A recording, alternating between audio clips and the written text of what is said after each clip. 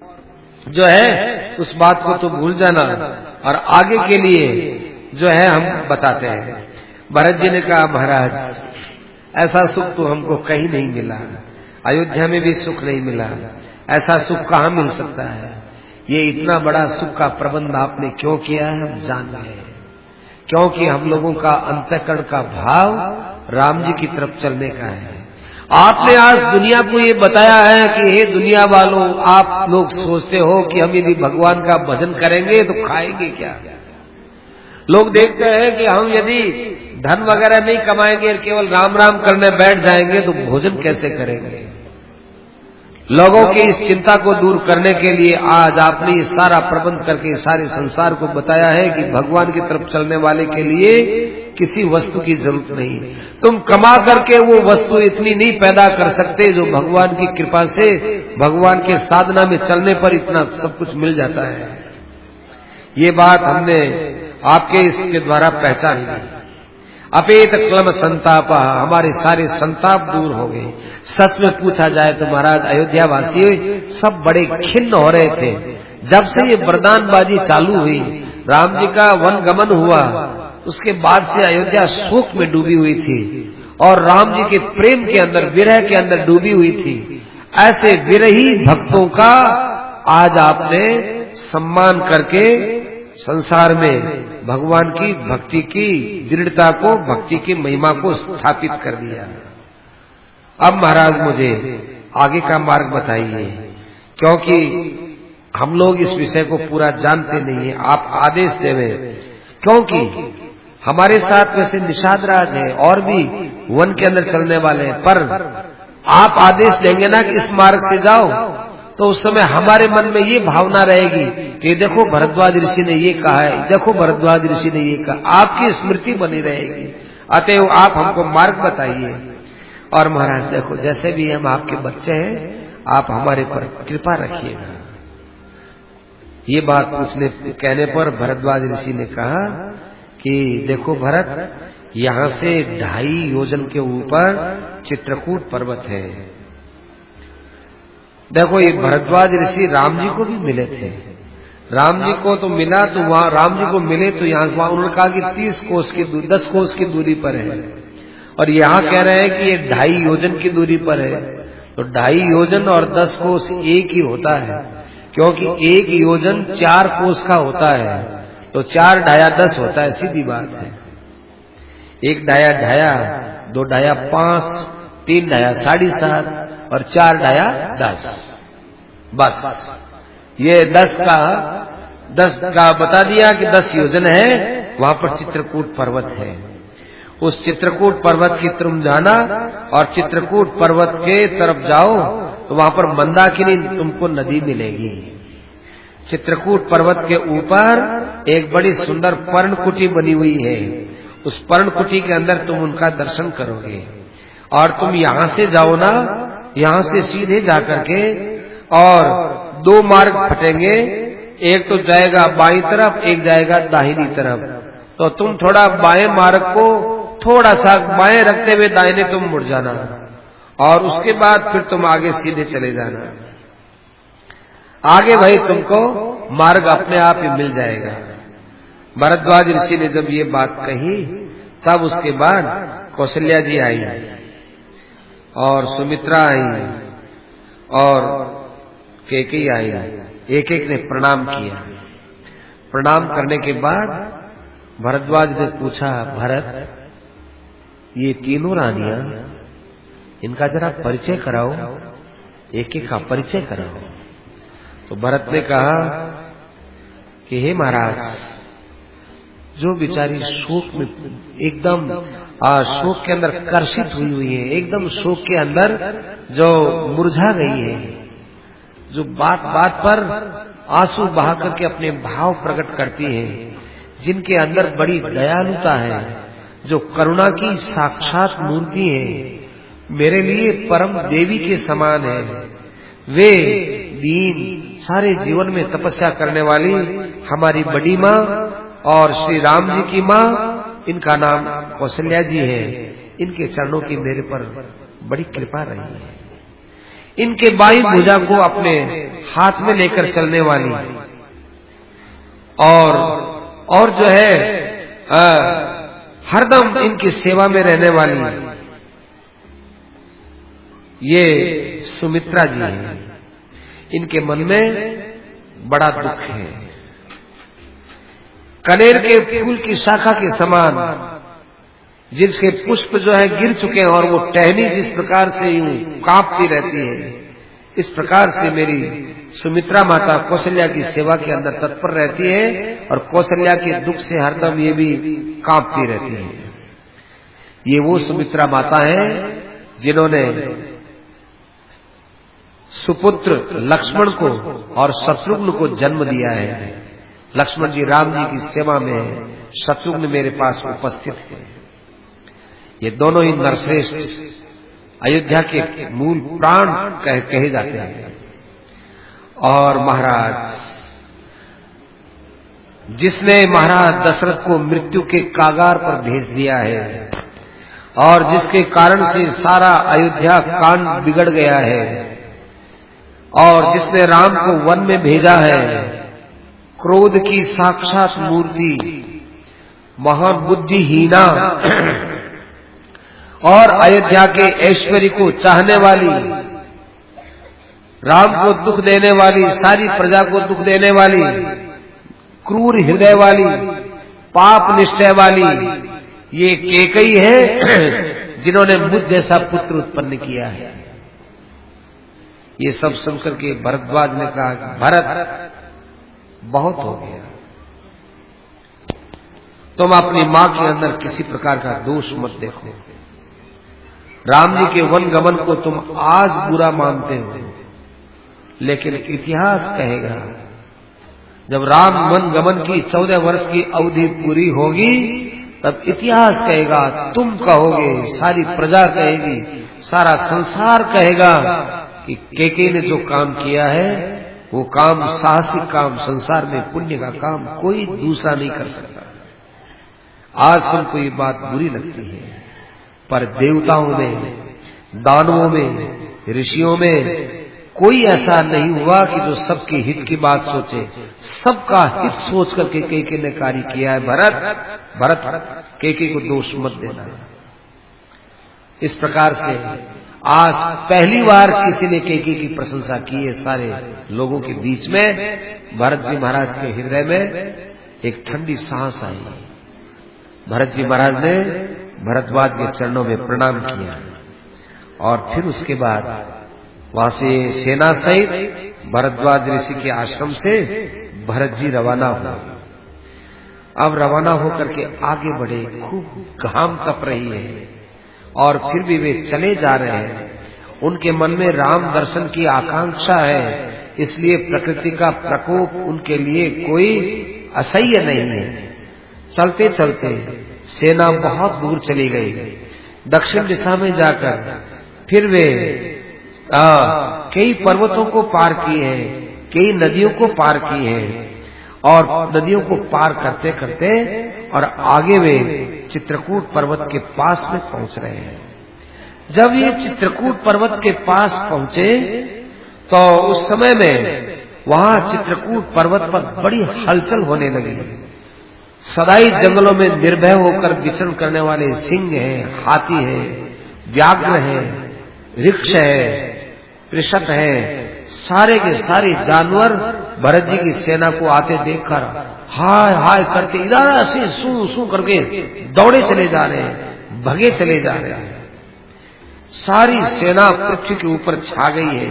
जिस प्रकार से बरसात आने पर पानी छाता है, ऐसे वहां पर सेना छा गई है।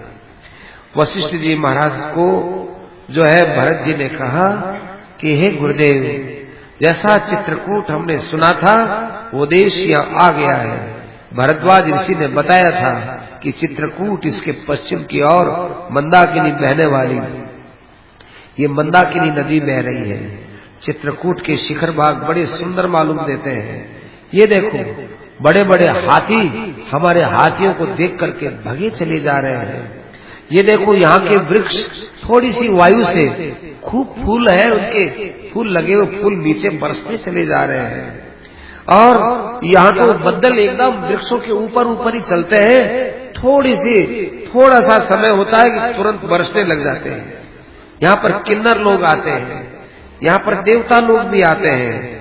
यहाँ के घोड़ों को इधर उधर घूमते देखकर ऐसा मालूम देता है किसी सागर के अंदर कोई मगरमच्छ दौड़ते हो। ओहो, यहाँ पर मेघ जाल माने बदलों का समुदाय भी दिखाई देता है। मेघों के कारण से यहाँ थोड़ा अंधकार भी बना रहता है। यहाँ देखो खुरों से उड़ने वाली मिट्टी किस प्रकार से मेघों तक छाई भी रहती है और वर्षा करके वही मिट्टी वापस नीचे बरस जाती है। बड़ा सुंदर ये पर्वत है, हमको तो ये पर्वत बड़ा अच्छा लगता है।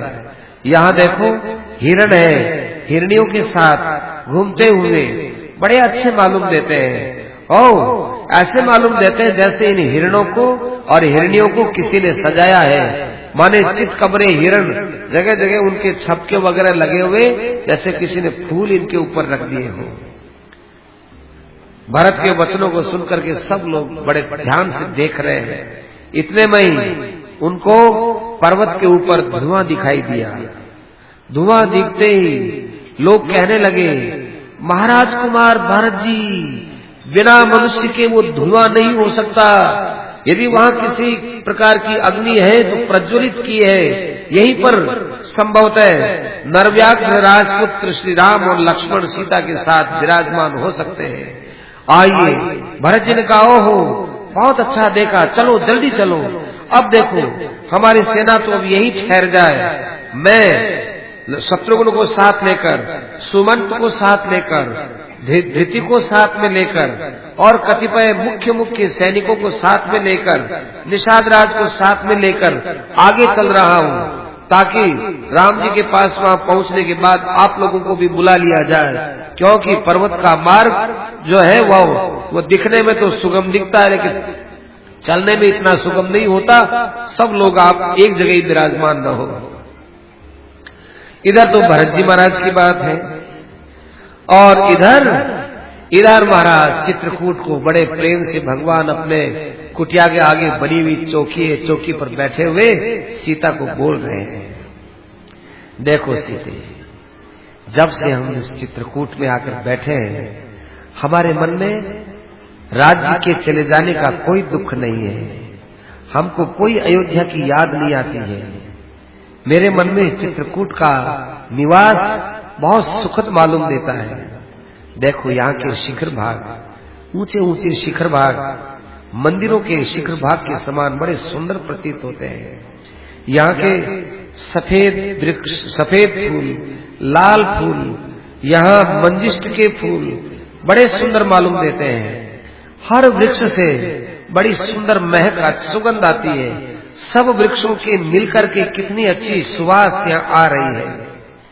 यहाँ पर कोई किसी प्रकार से दुष्ट भाव वाला पुरुष तो आ ही नहीं सकता है। ये देखो इधर आम, ये जामुन, ये लोध्र, ये प्रियाल, ये पनस, ये धाव और ये देखो अंकोल, ये तरह तरह के वृक्ष हैं। कितने सुंदर और किस ढंग से इनका एक क्रम से उगना हुआ है। इधर देखो कश्मीर वृक्ष है, ये अरिष्ट वृक्ष है, वरुण वृक्ष है, ये मधुक है, ये तिलक है। इन वृक्षों के साथ में कई मनोरम वृक्ष और हैं और इन हर वृक्षों के पास में बैठने के लिए स्वाभाविक कैसे सुंदर चिकने चिकने पत्थर हैं, जिसको जहां रुचि हो वो वहां पर बैठ सकता है। तभी तो किन्नर यहाँ आते रहते हैं और तभी तो विद्याधर यहाँ आते रहते हैं। यहाँ पर आकर के खेल करके और हंस करके मनोविनोद करके अपने स्थान को चले जाते हैं। ओहो, तुम और लक्ष्मण मेरे साथ हो तो सीते यहाँ 14 वर्ष क्या पूरी आयु भी रहे तो कोई हमारे लिए कष्ट की बात नहीं है। हमने तो देखो वनवास का ये आज फल प्राप्त कर लिया। अरे कितना सुगम काम हो गया। पिताजी तो अपने वचनों से मुक्त हो गए और भरत का अपना काम प्रिय हो गया और तुम और हम चित्रकूट के इस दिव्य वातावरण में आनंद पूर्वक बैठे हुए हैं। अपने को अमृतमय मीठे मीठे फल भी मिल रहे हैं। ऐसा सुंदर वनवास, अरे वनवास के कठिन है, वनवास में बड़ा दुख है, ये बात तो पहले सोचा करते थे, कोई कठिनाई नहीं है। यहाँ पर कैसी सुंदर औषधियों की लताएं हैं। यदि औषधियों के सेवन से किसी प्रकार की कोई बीमारी भी नहीं हो और कैसे यहाँ पर कितना दूर दूर का वातावरण बिल्कुल शांत है। अरे यहाँ यदि कोई मनुष्य मिलते भी है तो ऋषि मुनि मिलते हैं और दूसरे कोई मिलते नहीं। राज्य के अंदर तो भाई राजा के यहाँ सब प्रकार के मनुष्य मिलते हैं, सुखी भी मिलते हैं, दुखी भी मिलते हैं, संत भी मिलते हैं, तो विषयी भी मिलते हैं, सब प्रकार के पुरुष मिलते हैं। पर यहाँ तो भाई बड़े शांत और दिव्य पुरुष मिलते हैं। बड़ा सुंदर ये चित्रकूट जो है पर्वत है और यहाँ का निवास तो हमको बहुत अच्छा लगा है। देखो मैथिली, ये मंदाकिनी नदी कितनी विलक्षण है, कितनी सुंदर है, इसका पानी कितना मधुर है और इसका जल सेवन करने से मन में कितनी शांति मिलती है। क्यों नहीं मिलेगी, ये न जाने कब से बह रही है और ऋषि मुनियों ने इसका सेवन किया है। ये नदी जटा धारण करने वाले ऋषि मुनियों का परम आश्रय बनी हुई है। अतएव जब सूर्य उदित होते हैं यहाँ ऋषि मुनियों की लाइन लग जाती है। सूर्य भगवान को जल देते हैं, नमस्कार करते हैं, फिर इस जल को छूते हैं तो जल में स्वाभाविक पवित्रता आएगी। देखो मणि के समान सुंदर जल है, सिद्ध जनों से परिपूर्ण है। वायु इसके यहाँ पर फूल लाला करके इसमें डाल देती है। वायु जब फूल डाल देता है तो इसमें जल में सुगंधी हो जाती है। और चित्रकूट की और मंदाकिनी की शोभा हमारे हृदय में बस गई है। यहाँ का पवित्र जल का स्नान और इसका जल सेवन ये हमको बड़ा आनंद देता है। लक्ष्मण बेचारा हमारे लिए यहाँ का जल लेकर के आता है, तुम्हारी और हमारी सेवा करता है। न अयोध्या यही, न अयोध्या की कोई स्मृति है, न राज्य की कोई इच्छा है। यहाँ हमारी कोई इच्छा नहीं है। यदि इच्छा है तो यही है कि चित्रकूट में बैठे यहीं पर हम बैठे रहे और हमें कहीं आना जाना अच्छा नहीं लगता है।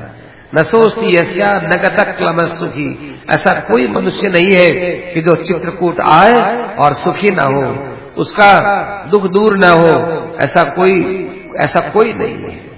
इस प्रकार से राम जी महाराज प्रिया सीता को तरह तरह से चित्रकूट की महिमा बता रहे थे। और फिर अपने हाथ में एक फल लेकर उस फल का छिलका उतार करके और सुंदर फल लेकर के, लो सीते ये फल तो बड़ा सुंदर है, इस फल को तुम खाओ। तो राम जी के द्वारा दिया हुआ फल वो सीता जी खाती है। इतने में ही खूब मिट्टी उड़ती हुई दिखाई दी और वह चित्रकूट के अंदर जो पशु हैं वो पशुओं के दौड़ने की आवाज आई, चिंगाड़ने की आवाज आई। एतस्मिन अंतरे त्रस्ता, और वहां बहुत आवाज आई। आर्दिता यूथपा मत्ता सयूथा ददृशु दिशा। राम जी ने देखा कि बहुत से यूथप के यूथपति हैं, ऐसे ऐसे हाथी अपने झुंडों के साथ चिंगाड़ करके और भगे चले जा रहे हैं। और एक सेना का कलरव सुनाई दे रहा है। दौड़े दौड़े जो है ये सैनिक लोग, इन सैनिकों के घोड़े, इन सैनिकों के हाथी जंगल में स्वाभाविक रूप से रहने वाले पशुओं के पीछे पड़े हुए से मालूम देते हैं। वो पशु इधर उधर खूब दौड़ रहे हैं। ऐसे समय में राम जी ने लक्ष्मण से कहा, अरे लक्ष्मण, तुम सुमित्रा के बड़े श्रेष्ठ पुत्र हो भैया, ये देखो ये कैसी आवाज आ रही है, और देखो ये हाथी क्यों चिंगाड़ते हुए दौड़ रहे हैं।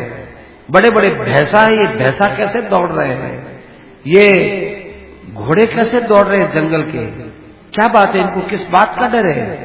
अच्छा, कोई राजा आया होगा शिकार खेलने के लिए। ये राजा लोग भी कैसे हैं, इनको शिकार यहाँ चित्रकूट में करने के लिए किसने छूट दी है।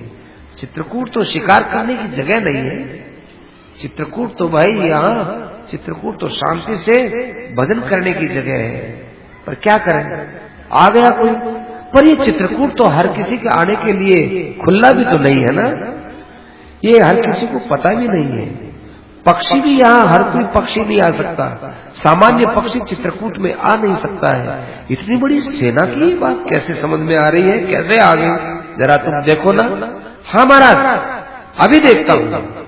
इतना कहकर के एक बहुत ऊंचा साल वृक्ष था, साल वृक्ष के ऊपर लक्ष्मण जी चढ़ करके और उत्तर की ओर मुख करके देखा, बहुत बड़ी सेना है, सेना का कोई अंत नहीं है। अंत तो होगा ही, लेकिन अपनी दृष्टि से कोई अंत मालूम नहीं दे रहा है। हाथियों का, घोड़ों का और रथों का तो वहां पर पूरा का पूरा समुदाय इकट्ठा हुआ। पैदल की तो कोई गिनती नहीं है। उसके ऊपर झंडा लगा हुआ है। सेना देखिए, वृक्ष के ऊपर से बोलते हैं कि हे महाराज, अग्नि को बंद कर दो, सीता को आप कहीं छिपा दो और अपने हाथ में धनुष ले लो, बाण ले लो, कवच धारण कर लो, तैयार हो जाओ, इस सेना के साथ आपको युद्ध करना है और मुझे भी युद्ध करना है। राम ने कहा, अरे पेड़ के ऊपर में खड़ा है भाई, थोड़ा धीरे बोल, ज्यादा यदि कुछ करेगा तो नीचे पड़ जाएगा, तो धीरे धीरे बोल। क्या बात क्या है, किसकी सेना है, मालूम तो करो, किसकी सेना हो सकती है? लक्ष्मण ने कहा, वहीं पर पेड़ पर ही वो खड़ा खड़ा चिल्ला चिल्ला कर दिया, और किसकी सेना होगी? आप ही का छोटा भाई भरत, उसकी सेना है। कैकेयी के बेटे भरत की सेना है। वो आपको और हमको अकेला समझकर मारने के लिए यहाँ सेना लेकर के आया है। मैंने वो रथ देखा है, उस रथ के ऊपर ध्वजा है और ध्वजा वो अयोध्या की ध्वजा है, उसका चिन्ह है, वो भरत ही है। दूसरा यहाँ कौन आ सकता है? देखते नहीं महाराज, हाथी के ऊपर बैठे हुए महावत, मूछों पर ताव दिए हुए, सिर ऊंचा किए हुए, हा हा ऐसे अट्टहास करते हुए जा रहे हैं। ये अट्टहास करने की जगह का अर्थ क्या है? और घोड़ों पर बैठे हुए लोग घोड़ों के ऊपर अपनी एड़ी से उनके ठोकर लगा लगा करके उत्साहित करते हुए, घोड़ों को छलांग लगा लगा करके और ताकत दिखा दिखा करके हमारी तरफ ला रहे हैं। इसका अर्थ क्या है? और बड़े बड़े धनुषधारी चारों तरफ से यूं धनुष ताने में चले आ रहे हैं। ये किस पर धनुष जो है, किस पर बाण छोड़ेंगे? इसका अर्थ क्या है? और पदाती सैनिक बड़े सावधान हैं। वो रथ हमारा ही है, रथ के ऊपर ध्वजा है वो हमारी है। अच्छा महाराज, आपको अकेला समझ करके भरत ने सेना सहित यहाँ आप पर, हम पर आक्रमण किया है। संभवतः उस दिन मैंने कहा था कि भरत आए तो भरत को सेना सहित में मार सकता हूं। ये बात भरत के पास पहुंची होगी तो भरत ननिहाल से आकर वो सेना लेकर देखता होगा कि लक्ष्मण, उस दिन तुम बहुत चिल्लाए थे कि मैं भरत को देख लूंगा, वही आज मेरी बात को याद रखकर मुझसे युद्ध करने के लिए आया है। रहने दीजिए, आप अपना कवच अपने पास रखो, अपना धनुष बाण अपने पास रखो, मैं अकेला जाता हूँ। क्योंकि मैंने अकेले ने वहां अयोध्या के अंदर प्रतिज्ञा की थी, आज भरत का वध मैं करूंगा। हे महाराज, आपको कोई दोष नहीं है, आप मुझे इस विषय में किसी प्रकार से रोक नहीं सकते हैं, क्योंकि भरत ने पहले हमारे साथ अपकार किया है, उसके मारने में कोई दोष नहीं होता। पहले आक्रमण इसका है, वहां भी इसी ने सब हमारे पर राजनीति चलाई और यहाँ ये हमको मारने के लिए आया है। इस भरत को तो आज ये लक्ष्मण किसी हालत में जिंदा नहीं छोड़ेगा, भरत को मारेगा। भरत के बाद वो सीधा अयोध्या जाएगा, अयोध्या जाकर कैकेयी को मारेगा। कैकेयी च वदिष्यामि सानुबंधा, खूब जो है लक्ष्मण जी बिगड़ गए। आज सारी पृथ्वी के ऊपर लहू और मांस का वहां पर प्रवाह बहेगा। आज मेरा क्रोध के फूटने का मौका मिल गया है। आज मैं इस चित्रकूट की शांति को भंग करके रहूंगा। ये आप इतने दिन तक चित्रकूट बड़ा अच्छा कहते रहे, चित्रकूट को रणभूमि बना दूंगा और जितने ये हमारे ये बेचारे यहाँ रहने वाले पशु जो भाग रहे हैं, इन सबको सदा के लिए निर्भय कर दूंगा। मैं भरत को सेना सहित मारूंगा महाराज, इसमें कोई संदेह नहीं है। राम जी महाराज ने कहा कि अरे लक्ष्मण, किमत्र धनुषा कार्यम, यहाँ चित्रकूट है, ये चित्रकूट ऋषि मुनियों का देश है, यहाँ धनुष का स्मरण ही नहीं करना चाहिए।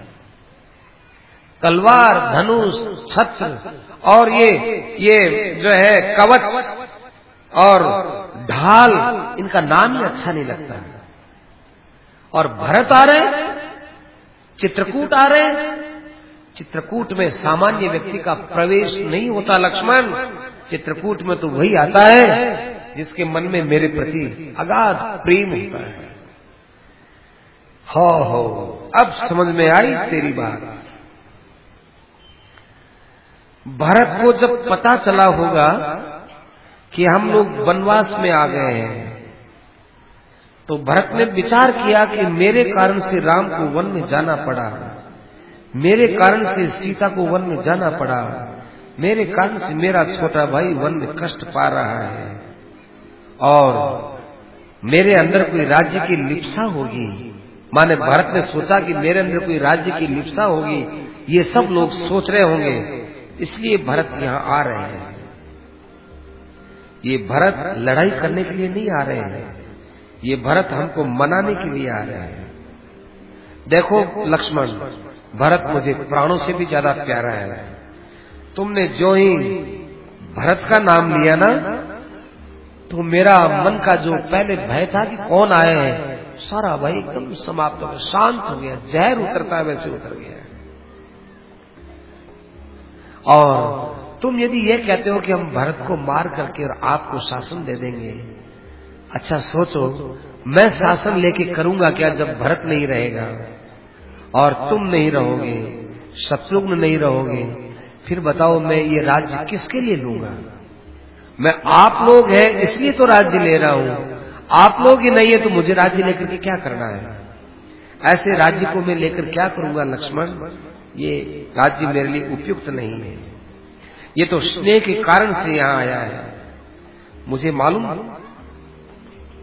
तो इतना तो नहीं, मतलब अनुमान लगता है कि केकई के पास में जब भरत गया होगा और केकई को भरत ने खूब फटकारा होगा, और पिताजी को भी न जाने क्या क्या वचन कहे होंगे भरत ने।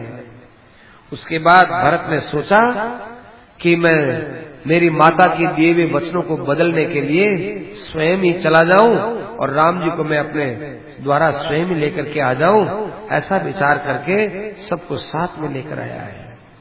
लक्ष्मण क्या बताऊं, तुमने जो भरत के लिए शब्द कहे उन शब्दों से मेरे मन में पीड़ा हो रही है। भरत के लिए मैं शब्द सुन नहीं सकता हूं।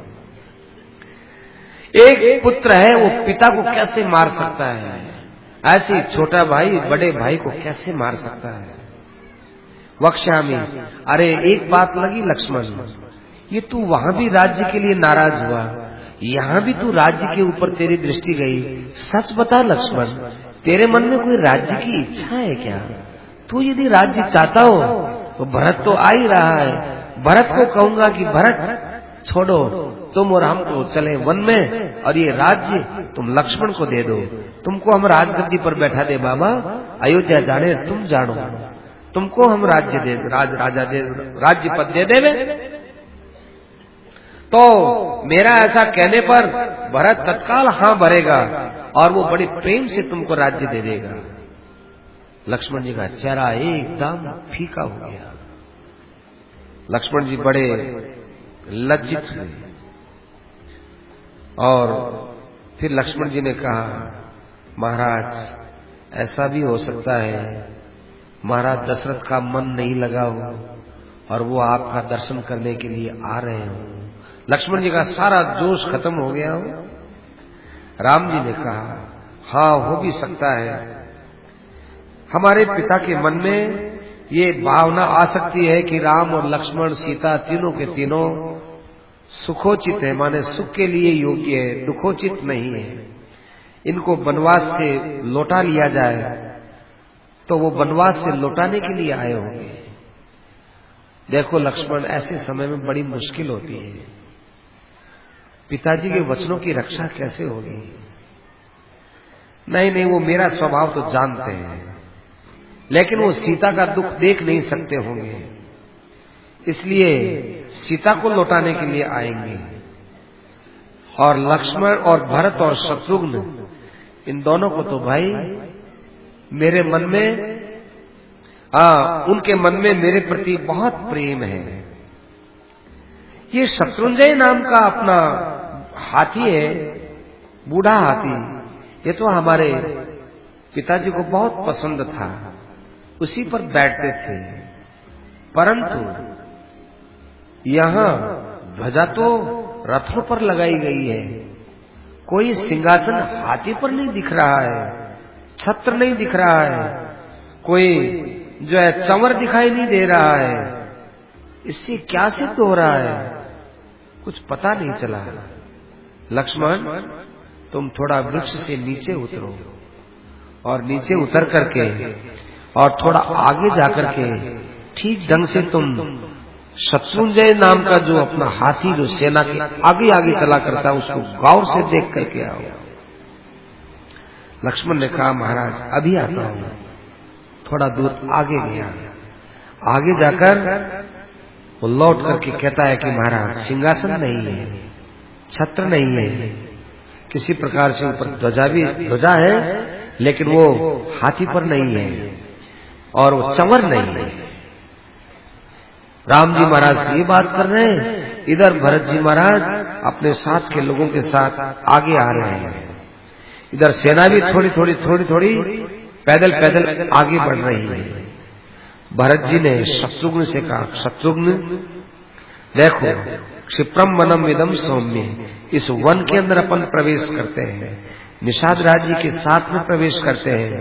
निषाद राज जी आप भी इस वन को तो खूब अच्छी तरह से जानते होंगे ना, आप भी बड़े अपने साथ के निषादों के जिनके धनुष के ऊपर बाण है बड़ी सुरक्षा के साथ चलिएगा, और हमारे साथ में अमात्य हैं, गुरुजन हैं, इनके साथ मैं भी चल रहा हूँ। जब तक राम के दर्शन नहीं होंगे, लक्ष्मण के दर्शन नहीं होंगे, सीता के दर्शन नहीं होंगे, तब तक मुझे शांति नहीं मिलने वाली है। चंद्रमा के समान मुख वाले राम जी के दर्शन से ही मुझे शांति मिलने वाली है। ओह जब